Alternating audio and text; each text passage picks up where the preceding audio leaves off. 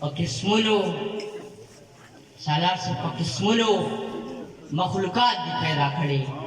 فرښتې دي د نوره جوړې کړې تا خپل نور په هر انسان کې دی پوکلی حیوانات یې په زرګونو پیدا کړې تا چې پورې د خپل نوره جوړې کړې ژوندي خلک دې اسمان ته خېجولې ته خو کن په یکون رب یې زه بنده یم ستا په امر باندې وګوره زنده یم چې ستا شکر پیدا کړم جبر راکا یو صفت راکې د خپل تعریف پیدا کا کائنات کې د روح په کلو تور کې خر زنده او خر مرده باندې قادر یې ته په هر صفت د هر څه نه خر زنده او خر مرده باندې قادر یې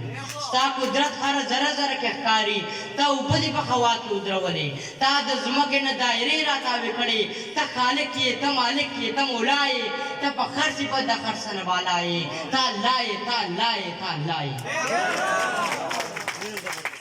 ته خالق یې ته مالک یې ته مولا یې ته په هر صفت د هر څه نه بالا یې ته الله یې ته الله یې ته الله یې تا زرګونه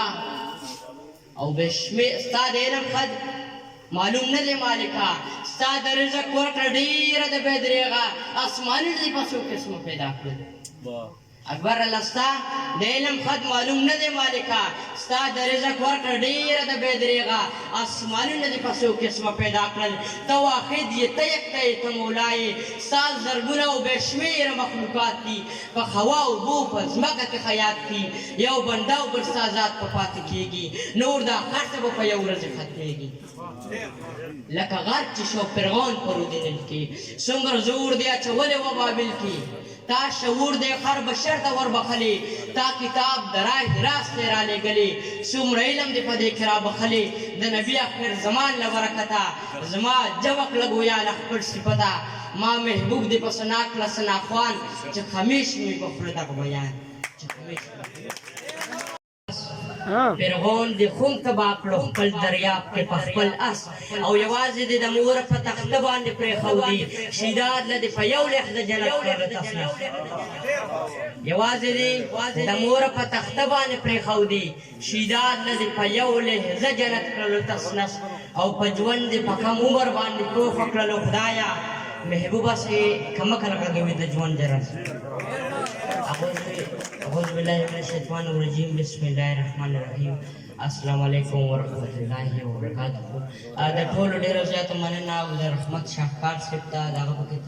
واده باندې مبارکي وایم او ډېر زیاته مشران ناست دي ټیم ډېر نه اخلم څه شعرونه وایم چې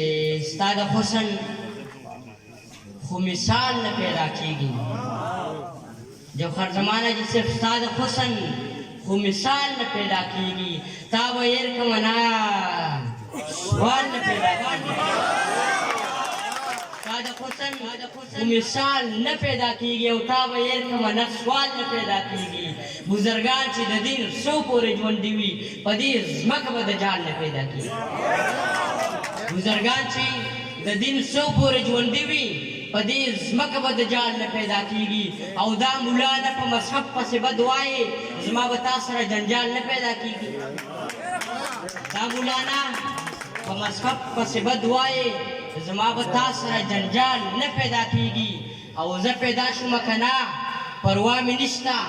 خو دا ستا د لاس رومال نه پیدا کېږي